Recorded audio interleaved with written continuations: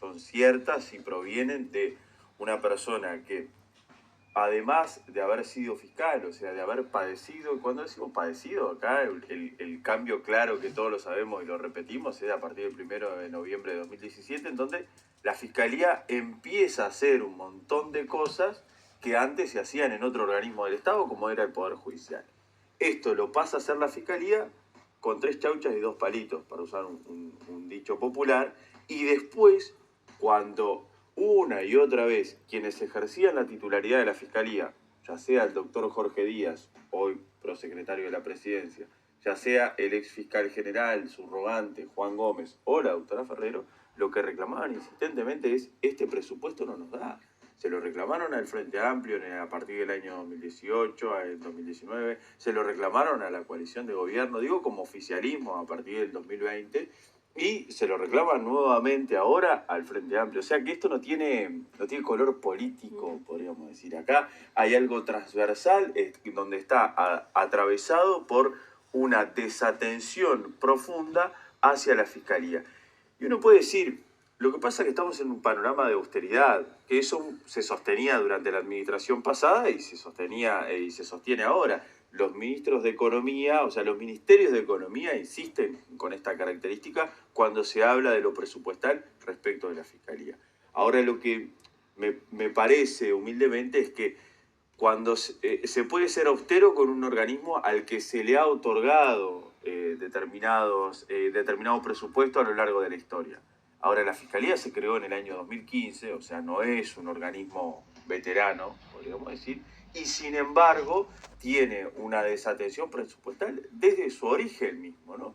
Y la atención presupuestal proviene de un error de cálculo de quien ejercía la titularidad de la Fiscalía, el doctor Jorge Díaz, que lo reconoció en el año 2018. Dijo: miren que nosotros hicimos una proyección equivocada porque no tuvimos en cuenta un subregistro de denuncias policiales que ahora aumentó un 60%.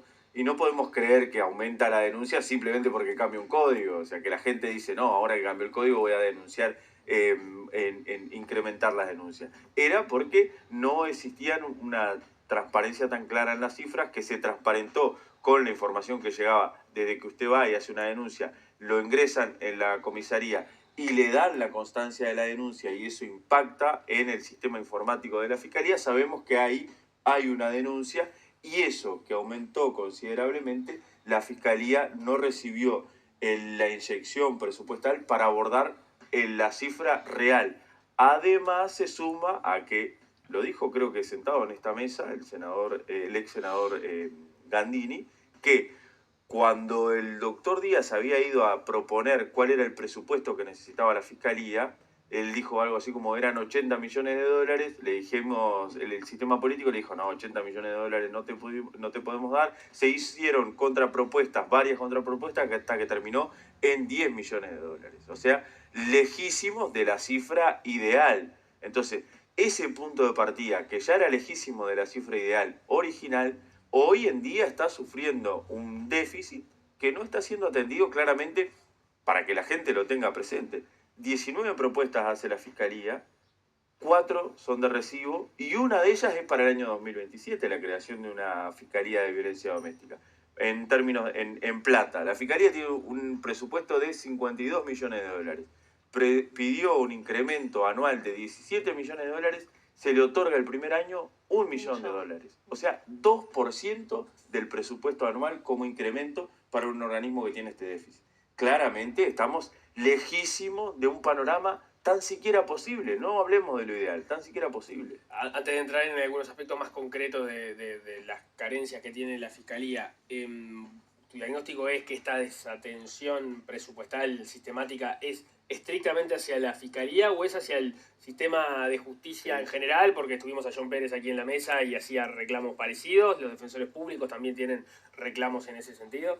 Es hacia el sistema de justicia, claramente es hacia el sistema de justicia, en donde seguramente el ministro de la Suprema Corte de Justicia expuso la realidad del déficit que tiene el Poder Judicial, que creo que tiene un tiempo mayor que el que tiene la Fiscalía, simplemente porque la Fiscalía se creó hace menos tiempo. Pero creo que es es muy complicado para la democracia. Pensemos en términos de democracia, en donde la democracia se divide en la república en tres poderes, en donde dos de esos poderes deciden respecto de la fuerza económica que va a tener un tercer poder que es independiente, claro, y que no es político. Yo esa pregunta también se la hice a John Pérez y te la traslado ahora a vos también. ¿Qué tan real termina siendo la independencia de poderes del Estado cuando el Poder Ejecutivo no le asigna al sistema judicial entero los recursos que efectivamente necesita para cumplir su trabajo? Bueno, claro, la independencia después simplemente se sostiene en el actuar independiente de los funcionarios, de los jueces y de los fiscales, porque en realidad no hay una capacidad de independencia si desde estos organismos tienen que ir a rogarle al sistema político que le dé presupuesto, que le dé determinados recursos, y se genera como esta especie de mirada condescendiente del sistema, como una condonación del sistema político a los reclamos patentes y reales que después se devuelven por parte del sistema político en forma de crítica. Porque es increíble realmente que después son esos mismos actores los que cuando ven el pedido de la Fiscalía del Poder Judicial cierran y dicen no, para ellos nada, después se llenan la boca criticando la actuación de la Fiscalía y del Poder Judicial, o por lento, o por ineficiente, o porque no se realizaron acciones debidas para evitar que pasen tal o cual cosa. Es realmente increíble que los mismos que tienen la lapicera para reforzar esas instituciones, después se llenan las manos de piedras hacia esos organismos. ¿Tenés expectativa que ahora en la discusión presupuestal esto pueda cambiar? Se habla mucho la frase archiconocida de la sábana corta, se van a destinar aparentemente el 40% de los recursos hacia la infancia. ¿De dónde te parece que podría salir algún dinero extra? Bueno, esto siempre en el ámbito presupuestal, y esto suele decirse recurrentemente en los pasillos cuando nosotros vamos a hablar con los representantes de cada una de las colectividades que tienen representación parlamentaria, en donde te dicen, bueno, hay que ver porque siempre hay como un margen en donde, bueno, una redistribución dentro del presupuesto, existe la posibilidad de un mensaje complementario de parte del Poder Ejecutivo. En tanto, yo creo que después nadie se puede hacer el distraído cuando va el presidente de la Suprema Corte de Justicia, cuando va la fiscal general y le dice, como le dijo la doctora Ferrero, es insostenible seguir trabajando así. Después es duro que esas personas serían muy raro que esas personas después tengan la posibilidad, hablo de los políticos, de decir, no, la Fiscalía tendría que haber hecho tal o cual cosa y no lo hizo, es increíble, la Fiscalía trabaja mal, cuando realmente los jerarcas de estas instituciones se lo dicen claramente cuál es su déficit. Yo creo que tendrían que pensar la forma en redistribuir de esa sábana aquello que corresponda hacia la Fiscalía para atender estas postergaciones que ya vienen siendo de décadas. A nivel de carencias, ¿cuáles son las más importantes entonces? La dimensión de en dónde están faltando más personal, ¿no? Pensemos que la Fiscalía, también me gusta ponerlo en número para que la gente lo tenga presente, pide 76 cargos de auxiliares, de fiscales, y 67 cargos de fiscales. Se otorgan algo así como 10 cargos de fiscales y, no sé, algo así como 15 cargos de auxiliares de fiscales. O sea, lejísimos de la solicitud. ¿Y eso para qué es? Para que la gente lo tenga presente. Para cuando usted va a presentar la denuncia, haya un funcionario que le reciba la denuncia. Cuando usted llama para preguntar en qué está su denuncia, hayan los suficientes funcionarios como para atender el llamado. Cuando una persona tiene que ser atendido por la unidad de víctima, hayan los técnicos suficientes para atender a esa persona. Cuando se hace una denuncia, por ejemplo, de estafa, a mí me gusta graficarlo con la estafa porque es muy cercano para la gente. La estafa ha crecido exponencialmente hasta situarse del lugar 10 de los delitos denunciados hace 10 años, pongámosle, al tercer lugar en la actualidad. Entonces la Fiscalía, ¿qué le dice? Claramente con números al sistema político. Nosotros, cuando la estafa ubicaba al 10%, teníamos una eficacia de imputación tal, hoy día estamos lejísimos de un porcentaje de imputación que sea el adecuado. Esa lejanía tiene que ver con que no tenemos recursos para atender a las estafas. Pensemos, yo estoy en una fiscalía de flagrancia. A mí vienen y ahora estoy de turno. Cuando llego a la fiscalía hay 3 detenidos que son por hurto, 3 detenidos que son por rapiña y se denuncian 4 estafas que ocurrieron, ¿no? Yo tengo plazos de detención corriendo que voy a atender al hurto y a la rapiña. Eso hace que los números de prisionización del hurto y la rapiña sean tan grandes en los 16.000 presos que hay, y la estafa queda postergada. Entonces la Fiscalía le dice, para tener una mejoría en la eficiencia necesito que me creen dos fiscalías con competencia en estafa. El Poder Ejecutivo entendió que eso no era así. Entonces, con esto de la propuesta de la Fiscalía de Estafa es muy gráfico respecto de la desatención. Y lo mismo ocurre en el interior del país, dice la Fiscalía.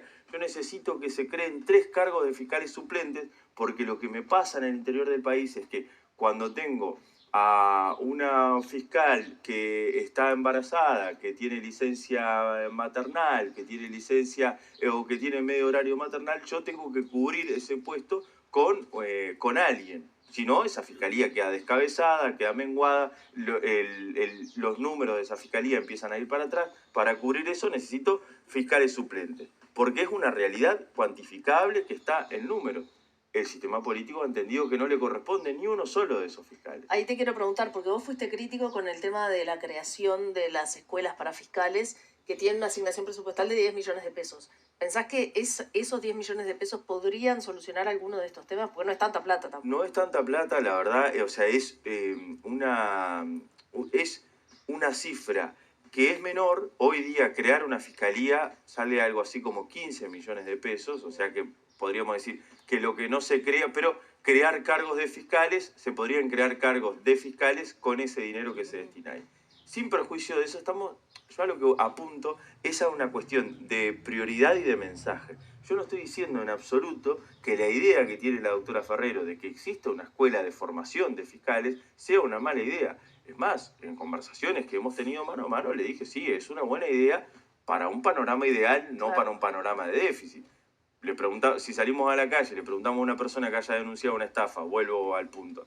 ¿Y a usted qué le parece que va a mejorar la situación de la fiscalía? ¿Una escuela o una nueva sede de fiscalía? Y va a decir, no, créeme, una sede que pueda atender mi caso. Entonces es una cuestión de prioridad y de mensaje también. Porque después, en el discurso, el hecho de decir, no, a la fiscalía se le asignaron recursos, pues se le asignó para la creación de una escuela de fiscales, en realidad es una engaña pichanga, porque ni el monto es tan importante y lo que se crea no es en algo prioritario. A eso apunta mi crítica. Y ahí vos, por ejemplo, cuando les toque ir al Parlamento, puede ser un tema que la Escuela de Fiscales, ese dinero pase a, por ejemplo, la creación de nuevos cargos de fiscales. O sea, ¿va a ser la idea que van a presentar o no? No, la idea que nosotros vamos a presentar es que se atiendan todos los puntos que están proyectados por la fiscal general.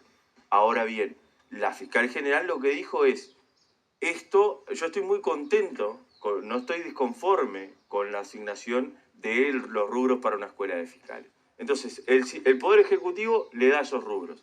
Hay mucha gente contento dentro del sistema político con esa asignación por parte del Ejecutivo. Lo digo porque nos lo trasladaron desde el Ejecutivo que la fiscal general estaba interesada en esa escuela de fiscales y también ciertos actores de la oposición estaban interesados en esa escuela de fiscales.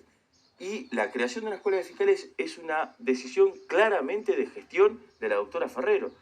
Lo que me pregunto es, avalando esa decisión de gestión, ¿cuál es el mensaje que está dando el Poder Ejecutivo? Porque hay que ser claro en esas situaciones, en tanto, una vez que te crean una escuela de fiscales y después lo ato con que nosotros no tenemos un fiscal general designado.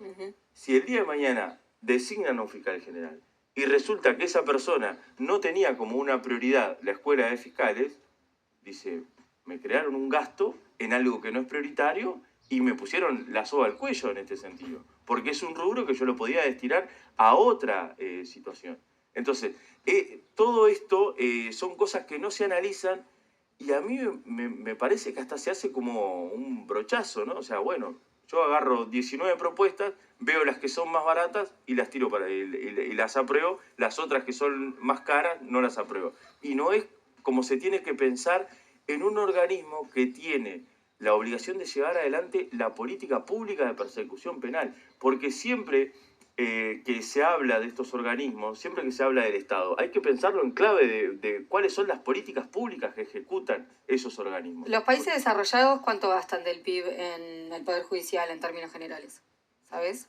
Nosotros funcionamos con el 0,32. No tengo la cifra clara, pero sin duda es mayor que a la que le asigna Uruguay. Creo que es un deber que me voy a llevar el tener esos datos. No, igual las estructuras de otros poderes judiciales suelen ser mucho más complejas y amplias del uruguayo. Exacto. Y robusta. O sea, tienen que financiar mucho más, ¿no? Tenemos que cerrar, pero me quedan un par de preguntas. Primero, ¿tenían otra expectativa en relación a que este gobierno cuenta en su secretaría de presidencia con un ex fiscal de corte que tiene incluso de gabinete, más allá de que no se ocupa de los temas presupuestales, también a un ex fiscal? ¿Pensaban que eso podía alentar a que hubiese otro tipo de presupuesto para la Fiscalía? Sí, claro, porque hoy en día, para empezar, nadie en el sistema político se puede hacer distraído respecto al déficit de la Fiscalía, porque yo estuve revisando no solo los planteos que ha hecho la Fiscalía, sino las versiones taquigráficas de cada vez que ha ido el doctor Díaz, que ha ido el doctor Gómez,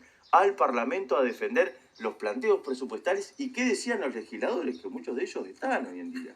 Porque también se dicen muchas cosas en esas versiones taquigráficas que después no se respaldan con hechos. Se dice, se entiende el déficit, hay que considerar y hay que atender la situación en la que está en la Fiscalía, pero después no se hace. Entonces, el hecho de que todo el sistema político lo sepa es un punto. Y por otro, el hecho de que una persona que está dentro del Poder Ejecutivo en un rol de tanta preponderancia sea el que haya presentado muchas veces las dificultades y los déficits que tiene la Fiscalía, nos hacía pensar que en la conversación inmediata, ¿no? A la hora de los números, decir, no, eso que plantea Ferrero hay que atenderlo porque yo lo sé perfectamente, porque ya lo planteé. Entonces, ahí quien está haciendo los números dice, bueno, si tengo a alguien que me dice que esto es así, que no son números inflados, que no es que se está haciendo una solicitud que en realidad se podía postergar, entonces lo voy a atender.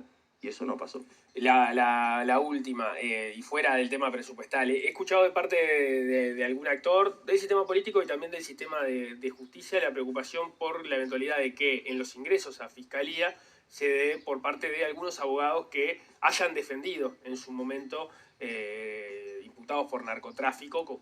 Y lo ven como una preocupación porque entienden que ahí podría darse una vía de filtración de Fiscalía por parte de abogados que tienen nexo con el narcotráfico. ¿Vos o ustedes desde el sindicato cómo lo miran? Compartimos esta preocupación.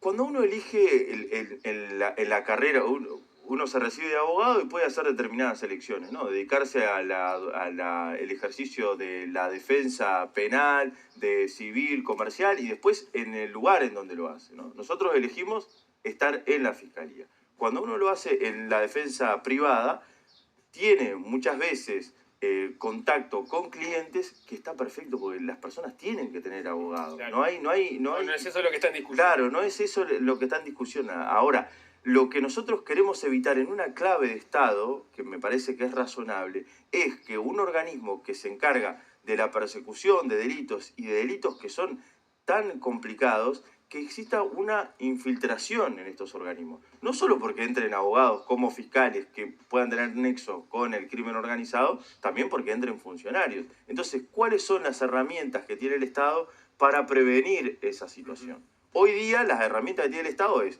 si la fiscal general entiende que hay una complejidad en alguna de las designaciones, se lo puede advertir al Senado, que es quien otorga la venia, y el Senado hacer una evaluación de esa situación, que en otras veces ya se ha hecho. Yo he tenido que ir al Senado a plantearle a los senadores que aprueben determinadas venias porque eran necesarios y los cuestionamientos no eran de este tipo. Ujú. Entonces, y desde el Senado se dijo, bueno, lo que pasa es que estábamos haciendo el análisis de cada una de las situaciones, o sea que ese abordaje de análisis se O sea, puede hacer. Eso no sucede hoy, pero podría suceder y ustedes estarían de acuerdo con que la Fiscalía General se haga una advertencia de ese tipo. Determinada persona podría eventualmente ingresar porque quedó bien puntuada en un concurso, pero tiene esta observación de parte de Fiscalía y que sea el Senado el que analice. Eso está claro en que es algo correspondiente. Aún así, es una obligación de jerarca, porque es una obligación de quien ejerce el rol de jerarca de una institución poner estas advertencias arriba de la mesa. Bien. William Rosa, muchísimas gracias por haber venido. Seguiremos atentos a cómo sigue la discusión presupuestal. Gracias a Muy ustedes. amable. Muchas gracias.